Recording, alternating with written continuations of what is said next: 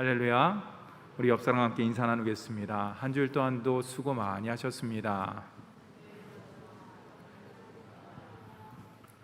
지난주에 마스크를 벗고 했는데 꿈 같은 날이었습니다. 4단계가 되면은 암만 앞에 가림막을 설치하더라도 마스크를 쓰고 설교를 해야 된다 그래서 제가 다시금 마스크를 쓰고 설교단에 임했습니다. 지난 설교를 잠깐 살펴보면 이렇습니다. 죽음을 각오한 나병 환자들이 아람 진영으로 내려갑니다. 그런데 놀랍게도 그곳에는 아람 사람들의 아람 군대가 한 사람도 없었어요. 이는 하나님께서 아람 군대가 큰 군대 소리를 듣게 하시고 또한 그곳으로 겁먹게 하시고 또한 그곳으로 도망가게 만드셨습니다.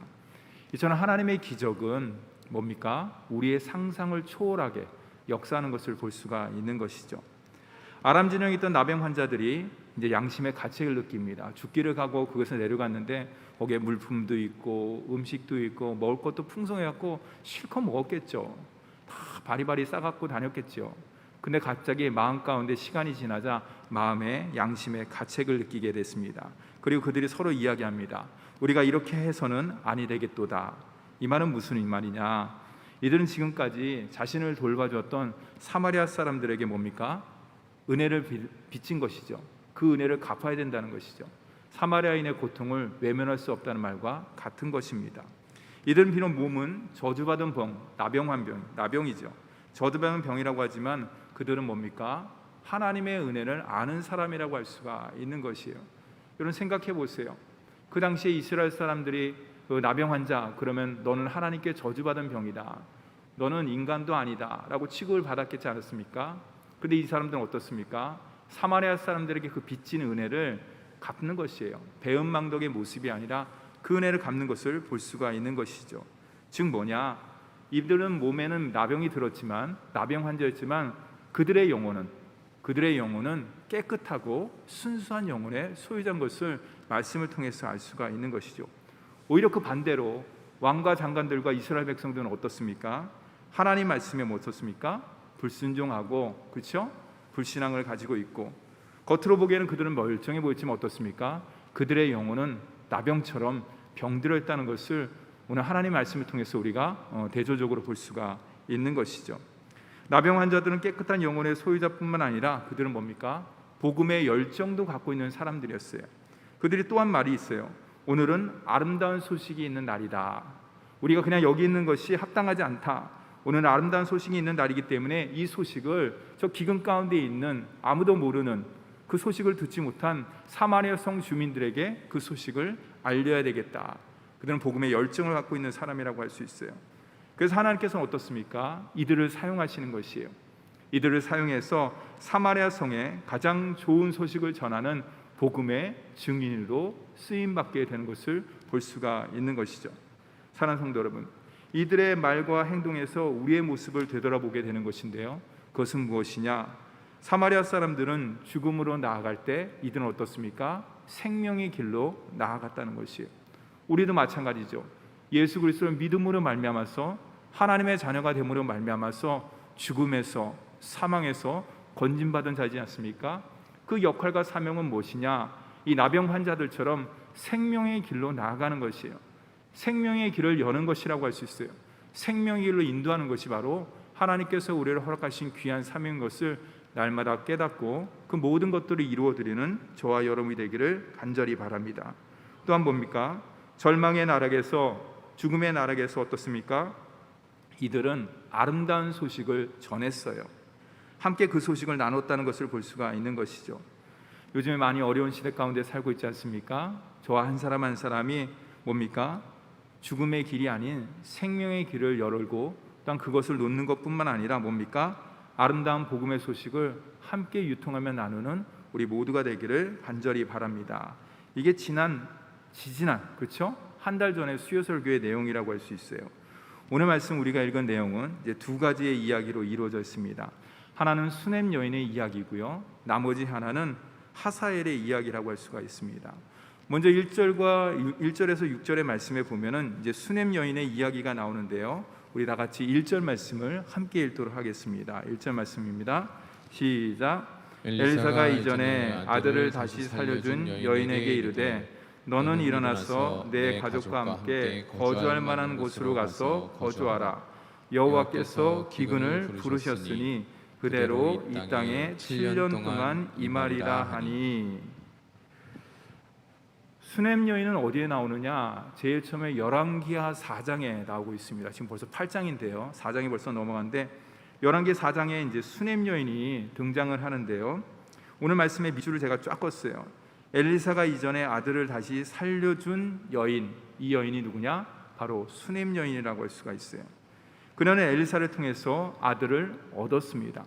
근데 그 아들이 시름시름 앓고 죽자 어떻습니까? 엘리사에게 달려가서 왜 나에게 이런 고통을 줍니까? 차라리 아들이 없었으면 제가 이런 고통을 2번 당하지 않았을 텐데, 그러면서 엘리사에게 호소하지 않습니까? 그랬을 때 엘리사가 그 아들을 살리는 사건이 그 열왕기하 4장에 나오고 있습니다. 그것을 갖다 이 수냄 여인이 경험을 했죠. 엘리사가 이제 또 이야기합니다. 그녀에게 이제 하나님께서 이곳에 7년 기근, 7년 기근이라는 것은 완전한 기근이라고 할 수 있죠. 온전한 기근이라고 할 수 있죠. 하나님의 심판이라고 할 수가 있는 것이죠. 하나님께서 이 땅 가운데 이스라엘 땅에 7년 기근을 허락했으니까 너는 얼른 이곳을 떠나서 다른 곳으로 피신해라. 다른 곳에 7년 동안 가서 생활하라 라고 이야기를 합니다. 사는 성도 여러분, 엘리사의 말이 수냄 여인에게 있어서는 무엇으로 들릴까요? 구원의 복음으로 들리는 거죠. 그것은 하나님의 사랑과 하나님의 은혜와 하나님의 자비의 말씀이라고 할 수가 있습니다. 그러나 이스라엘 백성들에게는요, 하나님 말씀에 불순종하고 그분의 뜻에 따르지 않는 이스라엘 백성들에 있어 엘리사의 말은, 하나님께 받은 그 말, 7년 동안 이 땅에 기근이 있을 것이다, 그 말은 결국에는 하나님의 저주요 하나님의 심판이라고 할 수가 있는 것이요. 그러면 수냄 여인에게는 그것이 하나님의 말씀이 은혜고 긍휼이고 자비인데 왜 이스라엘 백성들은 그것이 저주고 심판이냐? 그 기준점은 무엇일까요? 그것을 가름할 수 있는 그 기준점은 무엇인가요? 바로 경외심이라고 할 수가 있는 것이에요. 경외심이란 뭐냐? 내 마음과 삶의 중심에 무엇을 자리 잡고 있는가? 무엇이 자리 잡고 있는가? 그게 바로 경외심의 가장 중요한 기준점이라고 할 수가 있는 것이죠. 하나님을 경외하는 자에게 복음은 긍휼과 자비로 임하지만 그렇지 않은 자에게는 어떻습니까? 하나님을 경외하지 않는 자에게는 하나님의 말씀이 저주고 심판으로밖에 임할 수밖에 없는 것이죠. 2절 말씀에 보면은 엘리사의 말에 이제 순종해서 이 수냄 여인이 블레셋 땅에, 이방 땅에 이제 7년 동안 머뭅니다. 밑줄을 제가 쫙 쳤는데요. 하나님의 사람의 말대로 행하여, 이 여인이 그 말을 갖다 한 귀로 듣고 한 귀로 흘려보낸 것이 아니라 그 말을 온전히 듣고 전적으로 순종하면서 이방 땅인 블레셋 땅에서 7년 동안 거주했다는 말이죠. 성도 여러분, 엘리사의 말에 순종한 이들을 살펴보면요, 어떤 사람들이 있느냐? 사회의 유명한 인사들이 아니에요. 우리가 지금 엘리야서부터 엘리사 이루어지는 계속 역사를 갖다 이제 사건들을 갖다 이제 보는데, 엘리사의 말에 순종한 이들은 이스라엘의 유명한 사람들이 아니에요. 우리가 잘 알다시피 바로 사회 주변인, 사회 주변 사람들이라고 할 수가 있습니다. 예를 들어 볼까요? 오늘 말씀 가운데 나오는 여인 뭡니까? 우리는 그 여인을 뭐라고 합니까? 수냄 여인이라고 하잖아요. 수냄은 지역이에요. 지역명이에요. 이름이 없어요. 그렇죠? 그것만 있습니까? 우리가 잘 아는 나아마에게 복음을 전하는 여인이 뭡니까? 그 아이 또한도, 소녀 또한도, 노예 소녀 또한도 이름이 없어요. 이름이 기록되지 않는 것이에요. 심지어 나아마는 어떻습니까? 이방인이에요. 엘리사의 가난한 과부가 나옵니다. 또한 가난한 제자들도 나옵니다. 또 우리가 방금 전에 했듯이 나병 환자들도, 4명의 나병 환자들도 나옵니다. 그 모든 사람들이 이스라엘 사회의 유명 인사들이 아니에요. 눈에 들어오는 사람들이 아니라 오히려 주변인이고 변두리 사람이라고 할 수가 있는 것입니다. 그에 반해서 왕과 신하들과 그 모든 사람들은 하나님의 말씀을 온전히 믿지를 못하고 엘리사의 말을 의심하고 하나님의 권능을 믿지 않았던 것이에요. 사는 성도 여러분, 하나님께서는 이 시대 가운데 누구를 통해서 역사를 하는가? 오늘 말씀을 통해서 우리가 깊이 생각해 보면 국적, 신분, 지위, 그 모든 것 상관없어요. 오직 하나님을 경외하는 자, 그 마음의 중심에 하나님의 말씀이 있는가? 그 말씀을 붙잡고 철저하게 울부짖으면서 그 말씀대로 순종해서 나가기를 간절히 원하는 자, 하나님께서는 그 사람을 사용하시고 그 사람을 들어서 하나님의 권능과 하나님의 역사와 하나님의 나라를 이룬 줄 믿으시기 바랍니다. 여기 여러분 한 사람 한 사람이 바로 그런 사람이라고 할 수 있어요. 저를 한번 따라하겠습니다. 나는 하나님의 역사를 이루는 부름받은 사람입니다. 아멘입니까? 여러분, 그 긍지와 자부심을 갖고 가정에서건 직장에서건 삶이건 하나님의 나라를 이루며 하나님의 뜻을 성취하는 저와 여러분이 되기를 간절히 바랍니다. 3절에서 6절 말씀에 보면은 이제 7년 기근이 다 끝나요. 이제 수넴 여인이 이제 이스라엘로 돌아와서 자기 집과 전토를 찾기 위해서 왕에게 호소하는 내용이 3절 이하에 나오고 있는데요. 왕은 게하시에게 엘리사의 큰 일을 갖다 이제 물어봅니다. 야, 엘리사가 어떤 일을 했느냐? 그래서 수넴 여인의 아들을 살리는 것들, 그 모든 것들을 다 이야기를 하고 있죠. 또 왕은 그 이야기를 듣습니다. 그때 마침 왕과 게하시가 대화 나누는 중에 수넴 여인이 왕에게 호소하려고, 자기 집과 전토를 되찾아달라고 호소하려고 그때 마침 들어옵니다. 사랑하는 성도 여러분, 이 모든 것이 우연일까요? 우연의 일치일까요? 결코 그렇지 않아요. 우연이 아니에요. 하나님의 보이지 않는 선한 손길, 은혜의 손길, 사랑의 손길이라고 할 수가 있습니다. 하나님은 당신을 경외하는 수넴 여인과 아이를 7년 동안 기근에서 어떻게 했습니까? 보호해 주셨죠. 그것만 있습니까? 그것뿐만 아니라 돌아와서 보니까 자기 집, 자기 전토가 다 없어졌어요. 그 당시에 주인이 없는 전토란지 그 모든 것들은 나라의 국가에, 이스라엘 국가에 귀속되는 것이에요. 그래서 이 여인이 왕에게 찾아가서 내가 7년 전에 기근을 피해서 이렇게 갔는데 지금 저희 집과 저희 전토가, 저희 땅이 지금 이스라엘 나라의 국가에 귀속되었습니다. 이런 사정 가운데 있으니까 왕이여 다시 돌려주시옵소서라고 이야기하는 것이죠. 하나님께서는 그 모든 것들을 아시고 도와주신 것이에요. 우리 다 같이 열왕기하 4장 13절 말씀을 함께 읽도록 하겠습니다. 4장 13절 말씀입니다. 시작. 엘리사가 자기 사환에게 이르되 너는 그에게 이르라 내가 이같이 우리를 위하여 세심한 배려를 하는도다. 내가 너를 위하여 무엇을 하랴? 왕에게나 사령관에게 무엇은 구할 것이 있느냐 하니 여인이 이르되 나는 내 백성 중에 거주하나이다 하니라. 이 얘기는 뭐냐면 우리가 잘 알다시피 하나님의 사람 엘리사를 이 수넴 여인 과부가 극진히 공개를 하는 것이에요. 그렇죠? 집도 주고 먹을 것도 주고 생활할 수 있는 그 모든 것들을 공개합니다. 엘리사가 감동을 받았어요. 그래서 이야기하는 것이에요. 하나님, 이 여인에게 내가 뭔가를 갖다 이 헌신과 순종에 대해서 제가 뭔가 은혜를 베풀고 싶은데 어떻게 했으면 좋겠습니까? 그 내용이 바로 우리가 방금 읽은 4장 13절의 내용이에요. 근데 이 여인이 뭐라고 얘기합니까? 그 모든 내용을 다 듣고서 엘리사님 감사합니다만 저는 왕과 사령관에게, 그러니까 뭐 고위층이라고 할 수 있죠. 요즘 말로 이야기하면 고위층에게 구할 것이 없습니다. 이렇게 얘기를 하는 것이에요. 정중한 거절이라고 할 수가 있는 것이에요. 사는 성도 여러분, 이 지금 열왕기하 4장 13절 말씀과 지금 열왕기하 8장의 내용과 연결을 시켜서 보십시오. 구할 것이 없습니까? 아니에요.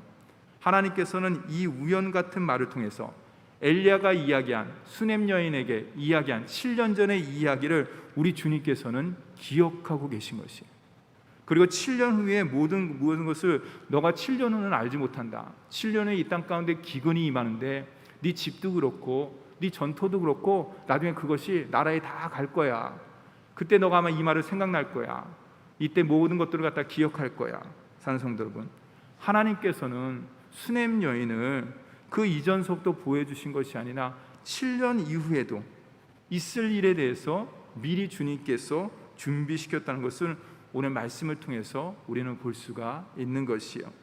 왜 그럴까? 저와 여러분의 하나님은 어떤 하나님입니까? 현재의 하나님만이 아니에요. 알파와 오메가가 되시고 처음과 나중이 되시며 우리 인생 가운데 과거의 하나님, 현재의 하나님, 앞으로의 장래의 모든 하나님이 되시기 때문에 저와 여러분의 일거수일투족, 저와 여러분의 과거뿐만 아니라 지금 사는 현재뿐만 아니라 앞으로의 모든 인생 또한도 하나님의 계획과 하나님의 뜻과 하나님의 섭리 가운데 온전히 이루어지는 줄 믿으시기 바랍니다. 하나님께서는요, 당신을 사랑하는 자의 말에 귀를 기울이셔요. 그 말에 귀를 기울이시고 우리가 한 말도 우리 하나님께서는요 한 말도 흩어서 그냥 흘려듣는다 그러잖아요. 그냥 한 귀로 듣다 한 귀로 흘려보내시지 않으시오.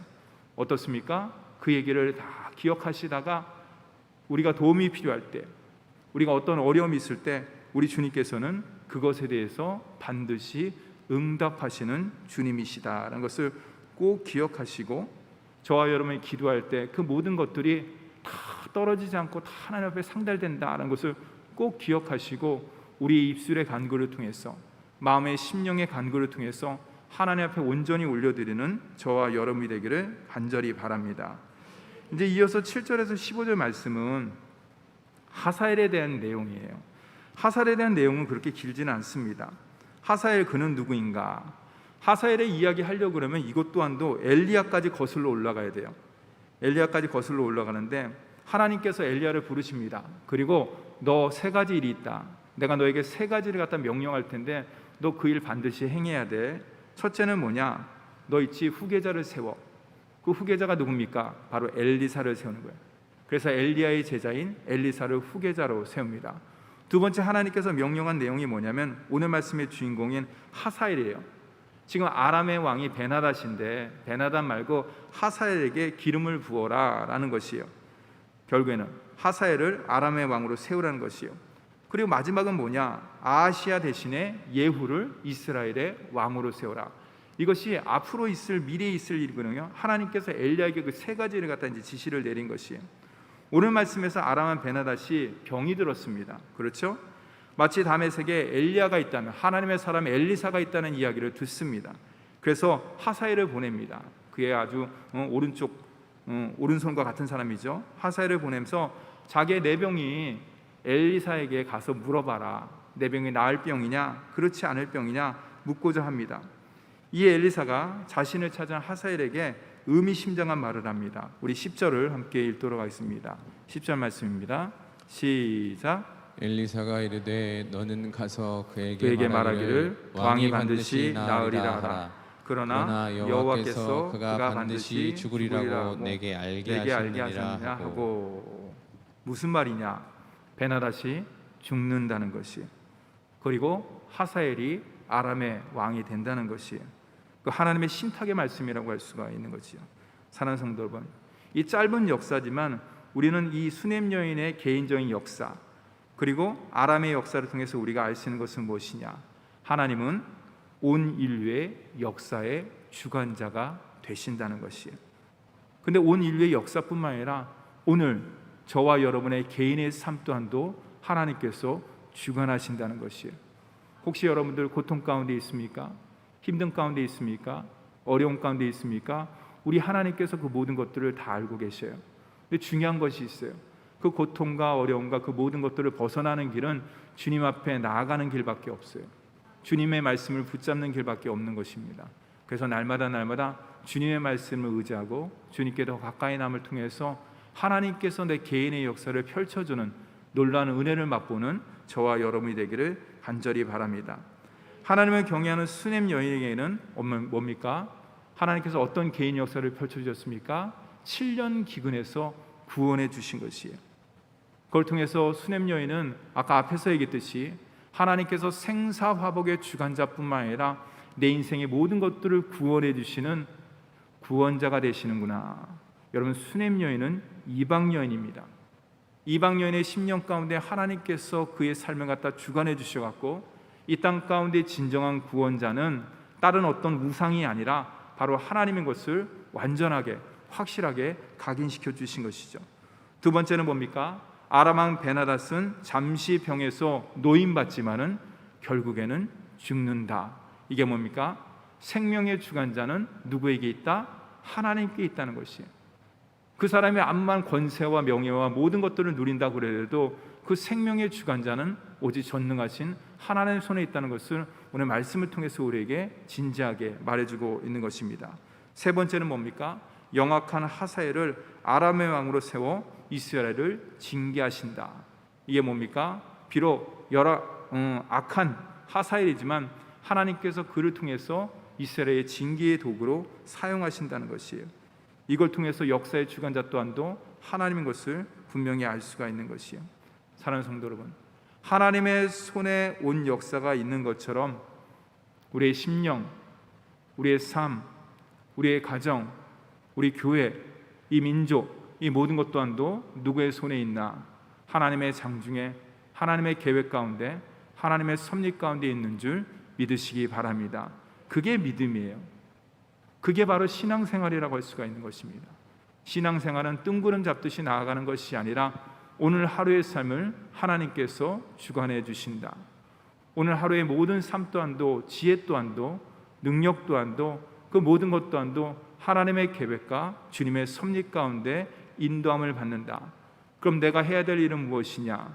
겸손히 하나님 앞에 모든 것들을 내려놓는 것이에요. 주님, 저는 할 수 없습니다. 저는 모든 것들이 연약합니다. 부족합니다. 오직 하나님만이 붙잡아 주실 때 주님께서 나에게 허락한 귀한 삶을 온전히 살 수 있고 그 삶을 통해서 하나님의 자녀로서 영광 돌릴 수가 있습니다. 그것을 꼭 기억하시고 하루하루의 소중한 삶, 그것이 모여서 저와 여러분의 인생이 되는 것이고 그 인생이 모여서 바로 하나님 나라를 이룬다는 것을 꼭 기억하시고 하루하루 한 주간 한 주간 삶을 주권자 되시는 하나님의 손에 맡기고 또한 순종하고 또한 그분의 말씀에 집중함을 통해서 주님께서 우리에게 펼쳐주시는 귀한 하나님의 은혜의 삶을, 주님과 동행하는 기뻐하는 삶을 사시는 저와 여러분이 되기를 간절히 바랍니다. 기도하겠습니다.